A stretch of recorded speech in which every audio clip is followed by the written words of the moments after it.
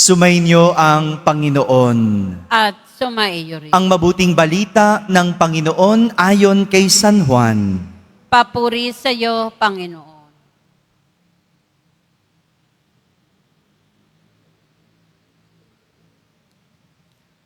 Noong panahong iyon, marami sa mga Hudyo ang dumalaw kina Marta at Maria upang sila ay aliwin.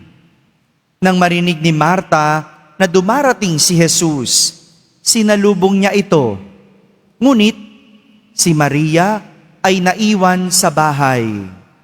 Sinabi ni Marta, "Panginoon, kung kayo po ay narito, hindi sana namatay ang aking kapatid. Ngunit nalalaman kong kahit ngayon ay ibibigay sa inyo ng Diyos ang anumang hingin ninyo sa Kanya. Muling mabubuhay ang iyong kapatid," wika ni Jesus. Sumagot si Marta, "Nalalaman ko pong siya'y mabubuhay uli sa huling araw, sa muling pagkabuhay." Sinabi naman ni Jesus, "Ako ang muling pagkabuhay at ang buhay. Ang nananalig sa akin, kahit mamatay, ay muling mabubuhay. Ang sinumang nabubuhay at nananalig sa akin, kahit mamatay, ay mabubuhay kailanman." Pinaniniwalaan mo ba ito? "Opo, Panginoon," sagot niya. "Nananalig ako sa inyo. Kayo po ang anak ng Diyos, ang Mesiyas na inaasahang paparito sa sanlibutan." Mga kapatid, ang mabuting balita ng Panginoon. Pinupuri ka namin, Panginoong Heso Kristo. Magsiupo muna ang lahat. Sang magandang umaga po sa inyong lahat. Ngayong araw na ito, ginugunita natin ang magkakapatid na sina Santa Marta, Santa Maria, at San Lazaro. Itong magkakapatid na ito, tinuturing na mga kaibigan ni Jesus. Baka nga, pwede pa nating sabihing malapit na kaibigan.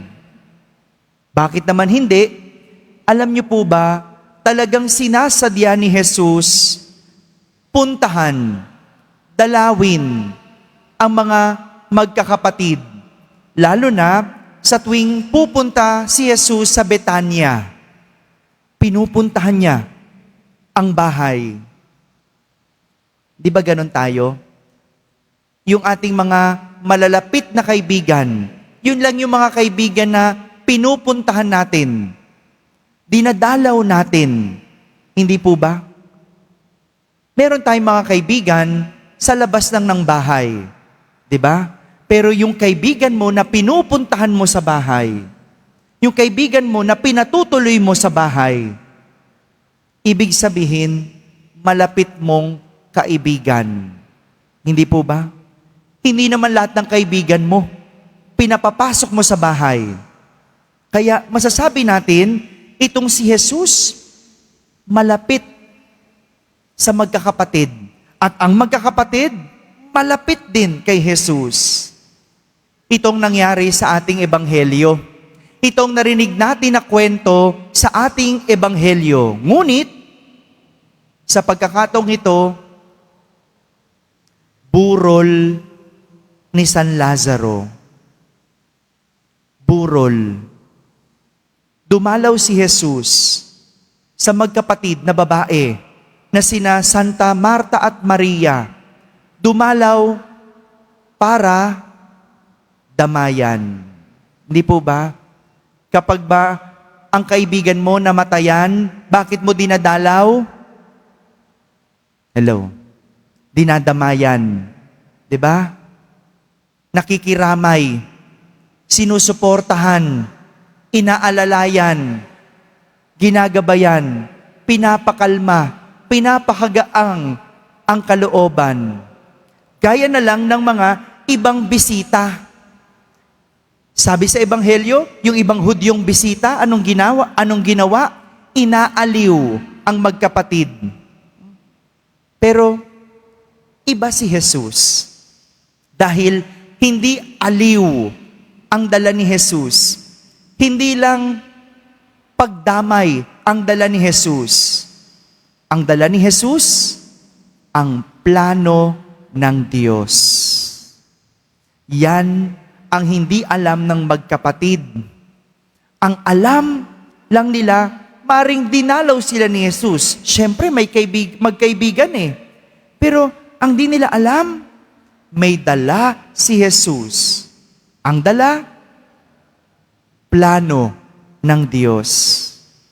Para sa iba, iisipin nila, naku, huli na ang lahat para dumalaw si Jesus. Kung kailan patay, saka ka dadalaw. Kung kailan hindi ka na kailangan, saka ka andyan.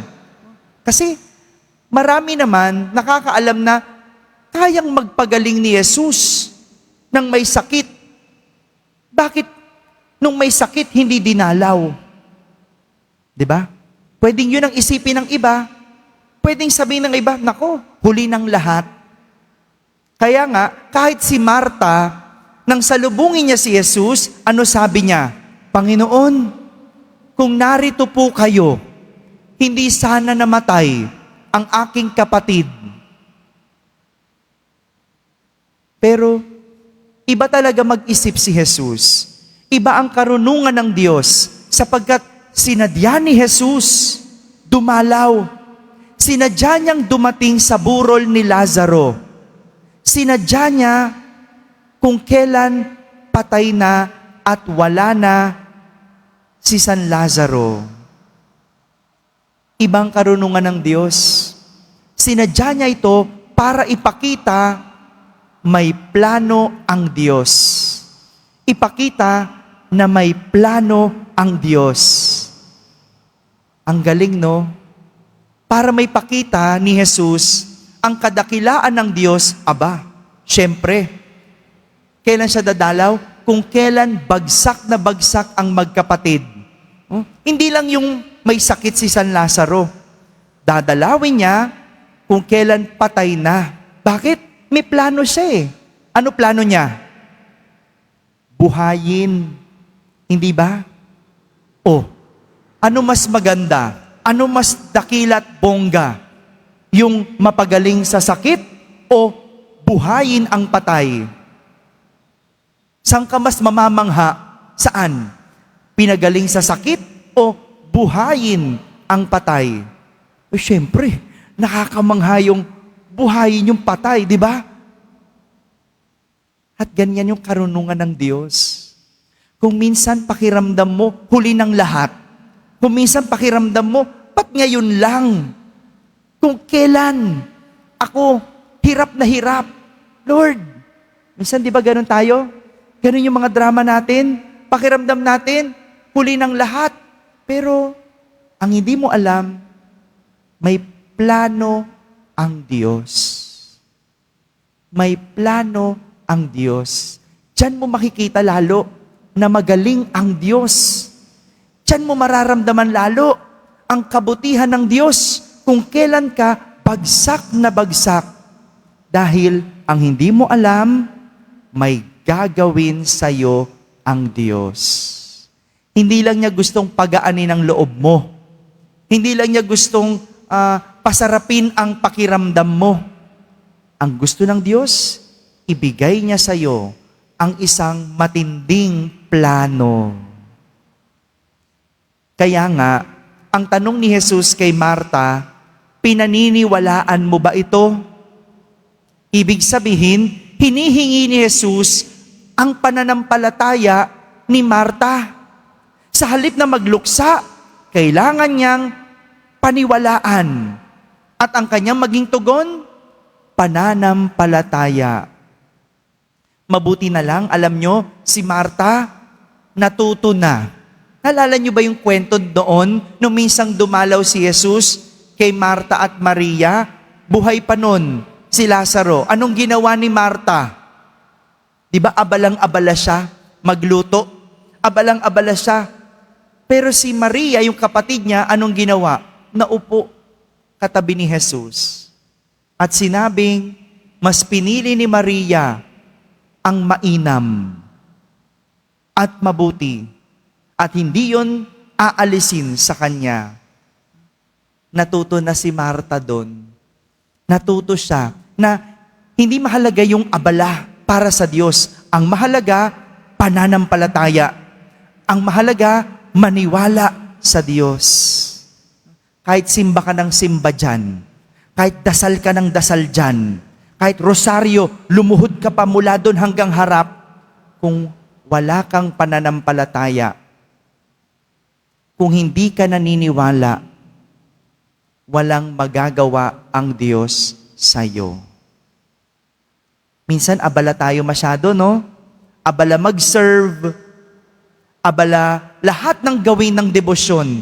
Pero ang hinihingi sa atin, pananampalataya, paniniwala.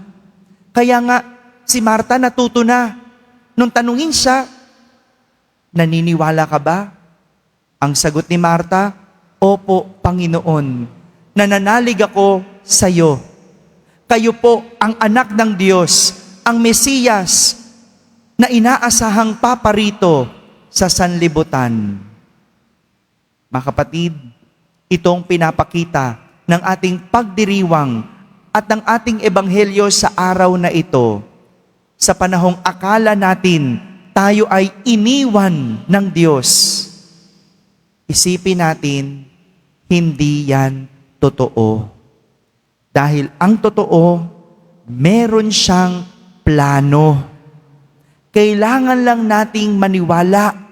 At bilang tugon, dapat laging mayroong pananampalataya.